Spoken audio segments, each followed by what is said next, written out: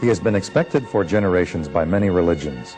Christians await him as the Christ, Jews as the Messiah, Muslims as the Messiah or as the Imam Mahdi. Hindus look for Krishna, and Buddhists the fifth Buddha. Our guest, Benjamin Creme, has one of the most provocative messages of our time, that all the religions, without knowing it, are awaiting the return of the same individual, even though they call him by different names. And what's more, that this individual is already among us. Already among us, Benjamin, I'm sure comes as news to most people who are hearing this. Are there, in fact, those in the world for whom this is not news, who have in fact seen him? Oh, indeed. There are thousands of such people all over the world. One particularly well media documented event was in Nairobi, in Kenya, in June '88, when he suddenly appeared out of thin air, I mean literally out of thin air, at a prayer meeting attended by 6,000 people, who instantaneously recognized him as the Christ. And about 30, 40 people around him, close to him, were entirely healed. They walked off, threw away their crutches. But overall, it would be fair to say that he's kept a somewhat low profile in appearing. Yes. He works within the law governing our free will. And most people who give any kind of thought at all to the idea of a Christ returning to the world visualize him coming down on a cloud, from heaven, tremendous dramatic event, waving a rod of power, surrounded by angels blowing trumpets and so on. In fact, he said, "Sleep not, keep awake, keep alert, for I come like a thief in the night. In such an hour I should think not." And that's exactly what he has done. The Christ is really not the name of an individual. It's the name of a great master, a great, powerfully, highly evolved man. In fact, the master of all the masters. And the masters are men like us who have really preceded us in evolution and finished this evolutionary path on which we are all set. Lord Maitreya is not a name which most Christians would associate with the Christ. What is his relationship to the Christ?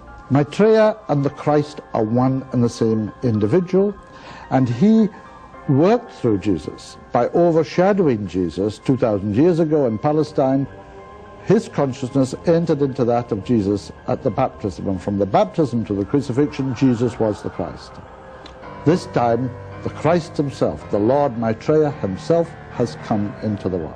I'm a student of esotericism, and that tradition posits the whole history of the race. There has never been an age, a cosmic cycle, without such a teacher coming before humanity, teaching, giving us the steps which will lead us on to a further expression of our potential, which is our potential divinity. So is this really the message of all these teachers, is to be sort of a coach for humanity in a sense? Is that their purpose teachers, for being here? Indeed. Not to erect religions, or is it?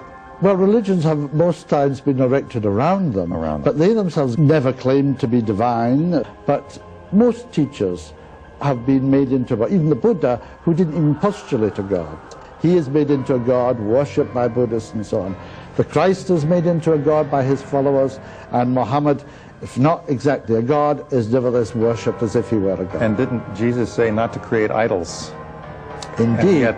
All of these teachers have been idolized. They have all been put up into heaven or nirvana or someplace well out of the way so that humanity could get on with its everyday corruption. That's what it's all about. If there is nobody actually, living among you as a living presence and a living teaching, then of course you can be as corrupt as you like. That's what humanity does.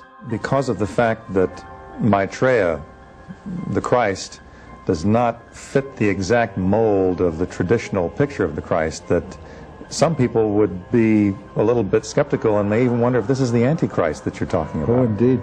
It's a completely mistaken idea of what the Antichrist is. The Antichrist is not a man, it's an energy. It's a force. It's deliberately released to break down the old order. It was released in Roman times through the Emperor Nero to break down the Roman dispensation to prepare the way for Christendom. It was released again in our time through Hitler, with a group around him in Nazi Germany, together with a group of militarists in Japan and another group in Italy. And these three powers, the Axis powers in the war with the Allies from 39 to 45, embodied the energy we call the Antichrist. It has been, it's gone, it's done its destructive work. It is behind us and has prepared the way for the coming of the Christ. New Age expert and attorney Constance Cumby, author of The Hidden Dangers of the Rainbow, had stumbled onto this Maitreya figure in her research in the 80s.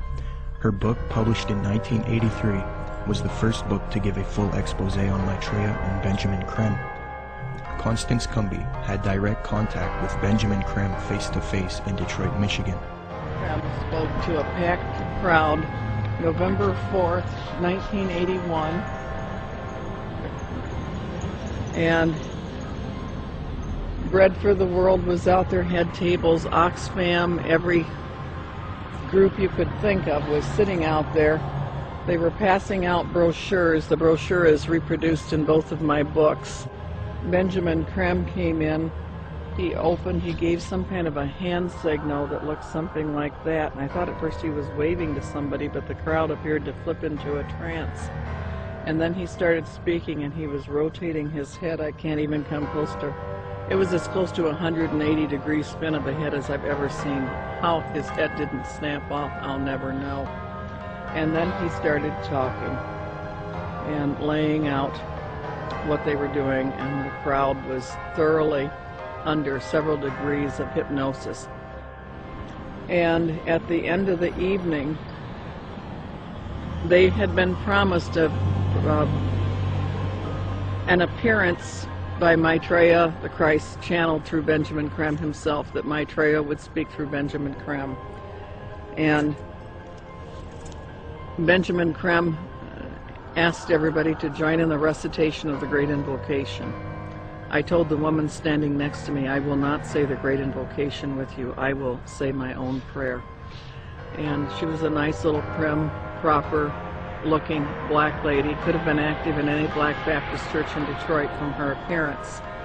And she said, no, that's all right, honey, we all have our own paths to God. I said, the reason I will not say the Great Invocation with you, the scriptures clearly said that the Antichrist would come denying that Jesus was the Christ.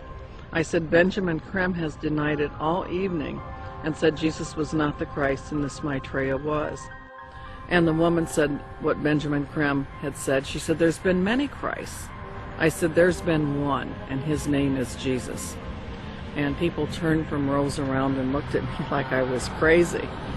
And so then Benjamin Creme came in, and he started the nearly close to 180-degree spin of his neck again.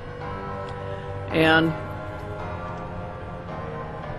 the crowd's hypnotic trance appeared to deepen, and he started out from the point of light within the mind of God, may light spring forth ever.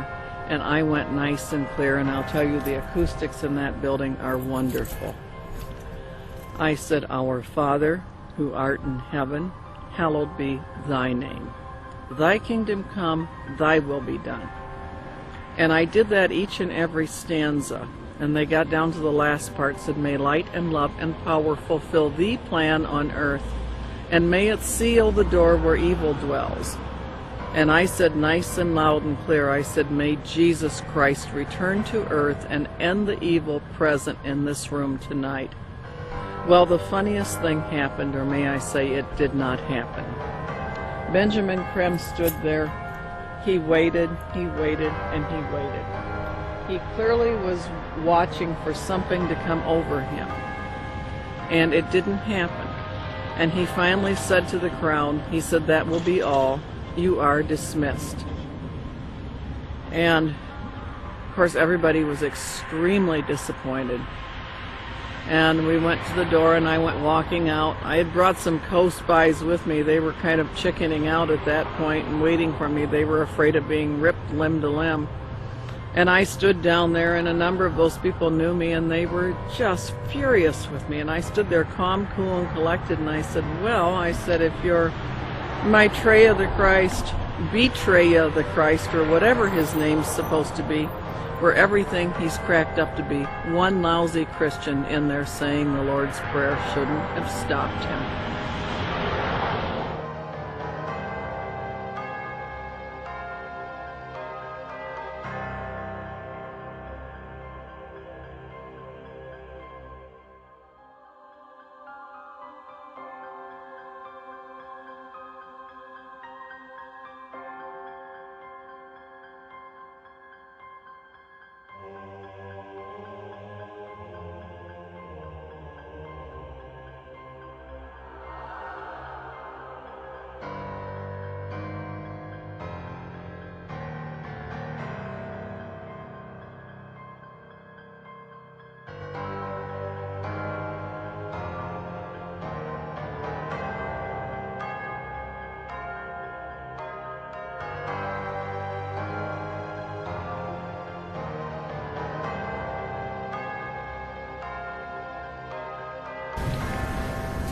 my dear friends,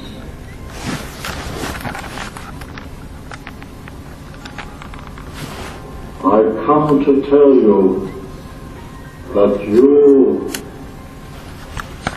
will see me very soon. Each in his own way. Look for me in terms of my beloved disciple, the Master Jesus. I am the one who will not go away. I am your friend. I am your hope. I am your shield. I am your love.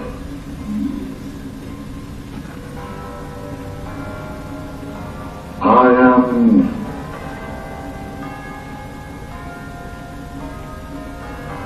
all.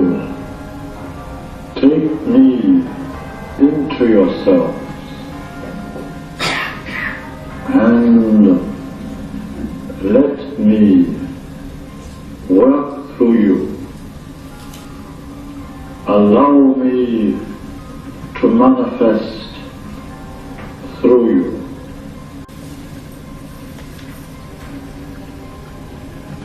Be now manifest within your hearts and minds.